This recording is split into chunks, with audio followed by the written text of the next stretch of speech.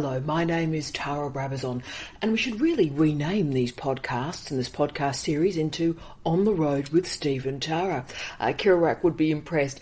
Ladies and gentlemen, we are in the glorious capital of Aotearoa, New Zealand. We are in Wellington. I'm doing a gig here in a couple of days. Steve has been doing some research on city imaging in Wellington, but we'll get to that shortly. But I thought we'd talk a little bit about the specificity and indeed the specialness of Wellington, this capital city, really very close to the edge of the earth, and what that specific geography and this very specific history can bring to the international study of urbanity.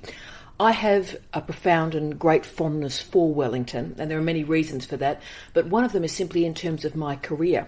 When I was a very, very young woman, just about to finish my PhD actually, I got the opportunity to come to the Victoria University in Wellington as a one-year appointment in the history department here. And there's no doubt in my mind that if I hadn't taken that job, the rest of my career would not have actually happened.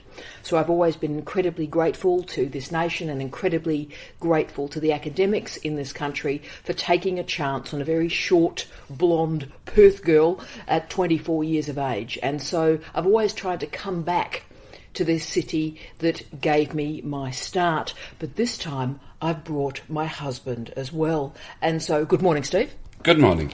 And are you enjoying Wellington? I love Wellington. I know you do, you bugger. But why do you think, not only do we love Wellington, but I think it was Richard Florida in the opening of his book, The Flight of the Creative Class, that he actually based that introduction in Wellington. He started that book in Wellington. Why did he do that? Yes, the love affair and then the hate affair with Richard Florida and Wellington started really quite a long time ago, a decade ago, and what Florida did was to basically become a management consultant on the creative industries for a lot of different cities. Wellington was one of them. And there's no doubt that Wellington, certainly City Council, did fall in love with him. And I remember when we last came to Wellington in 2006, I interviewed and did some work with Wellington City Council. I interviewed the mayor, who was Kerry Prendergast at that time, and she told me that they had really fallen for Florida's consultancy, and that in the initial stages, the work that he did for them was extremely good, and they really were influenced. They really did fall in love with him.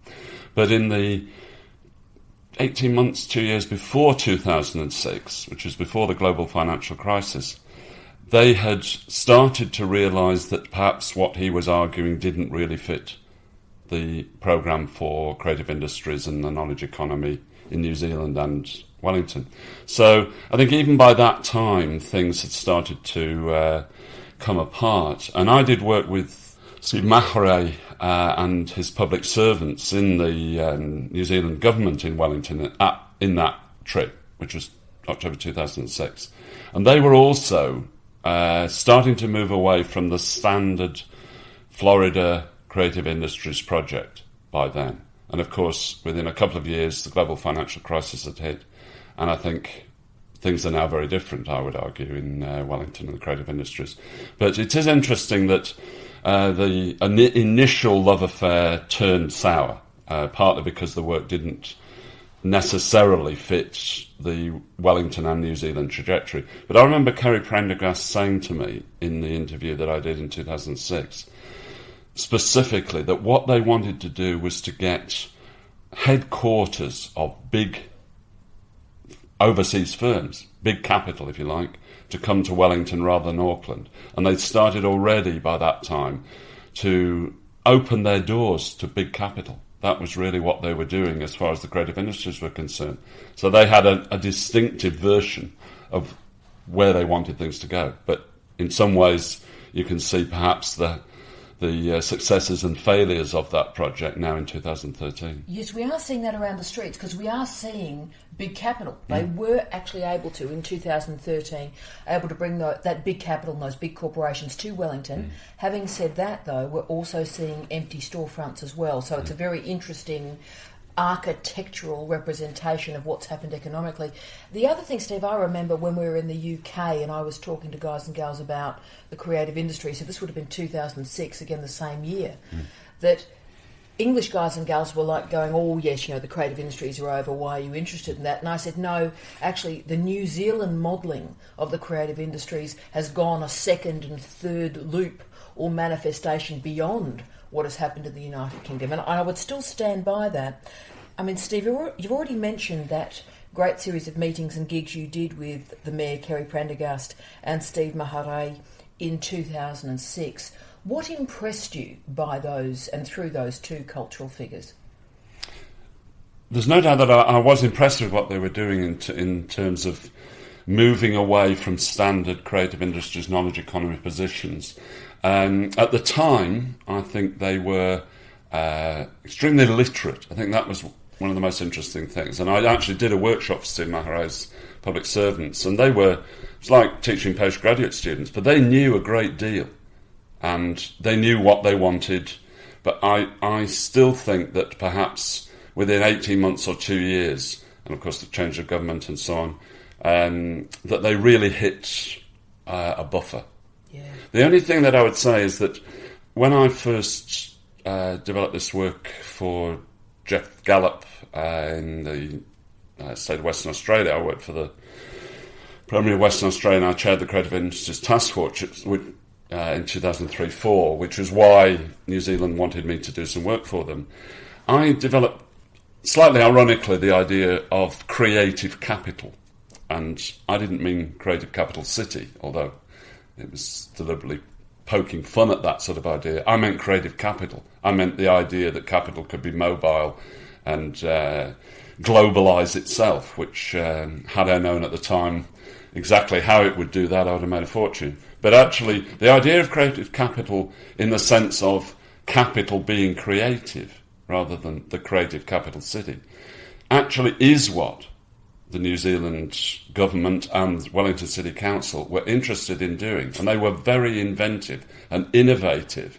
They were building on the Florida kind of idea, but they had, as I say, fallen out of love slightly with it by the time that I talked to them. But they were, it seems to me, at the forefront of what people like Rudd in Australia in 2007-8, Gordon Brown in Britain, and a whole host of other leaders were doing, and actually still are doing, in the wake of the global financial crisis, trying to make creativity out of capital for the cities, for the nations. It's a very difficult project, but that's what they were doing. And I think New Zealand, both in terms of the government at that time and the city council, were way ahead.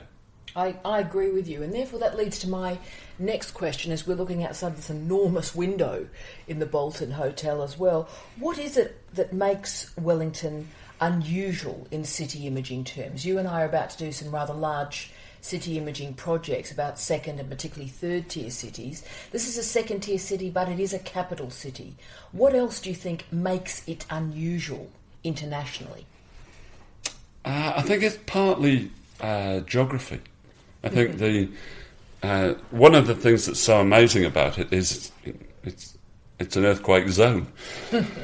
And now its geography matters less because internet connections are absolutely no problem, high-speed broadband and so on, allows the world to shrink. And you can work here just as easily as you can in San Francisco, another Bohemian capital, very similar sort of city.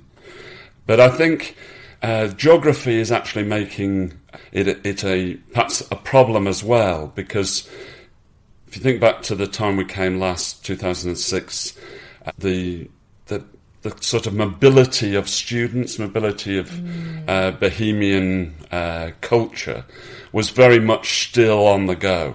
I think since 2008, since the global financial crisis, I think that sort of thing, the mobility of international students, mobility of international capital even, has reduced. So geography might be a bit of a sting in the tail now, I think, for Wellington.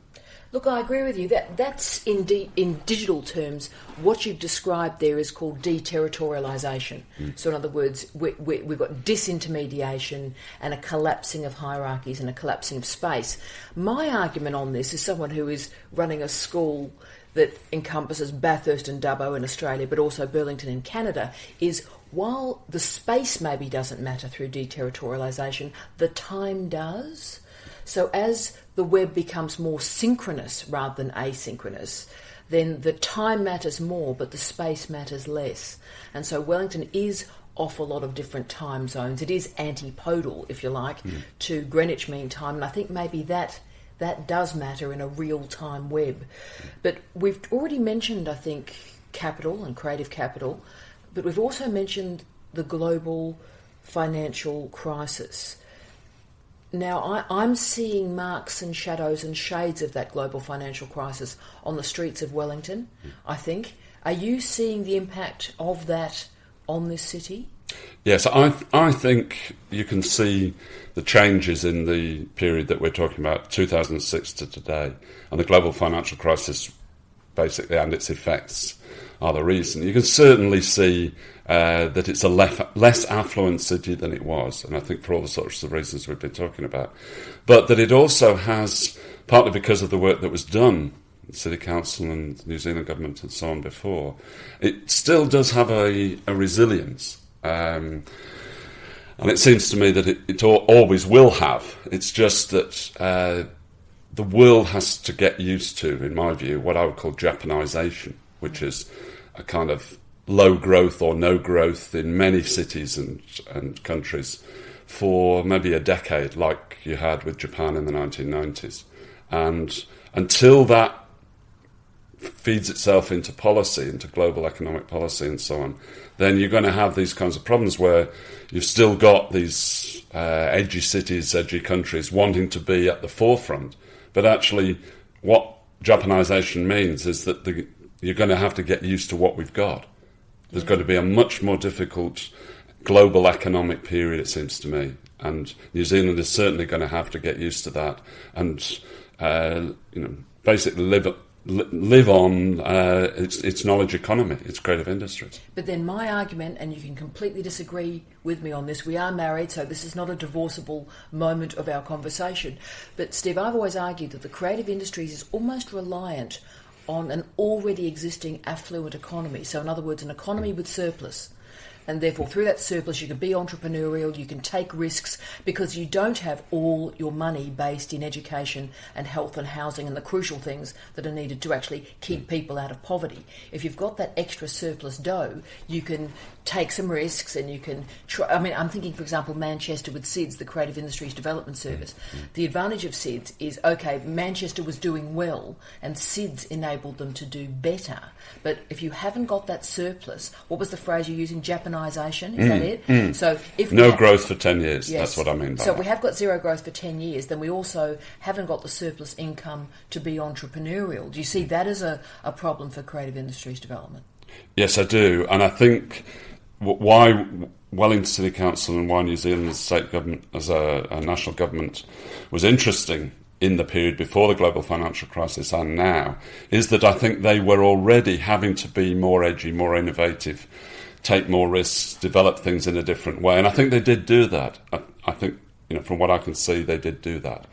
But you're right, in some ways, it is the end of the creative industries, because no growth for decades is going to mean that all sorts of problems, all sorts of cutbacks in public sector, for example, what you've got in the UK at the moment, is going to be, this is just the tip of the iceberg, and it will hit at all sorts of cultural policy that you thought was going to be okay for decades. Yeah. So I think there is a real sense that we're on the cusp of something very different globally, and the creative industries and knowledge economy policymakers are going to have to get used to it very, very quickly. I agree. I mean, the great question remains, where is the innovation coming from?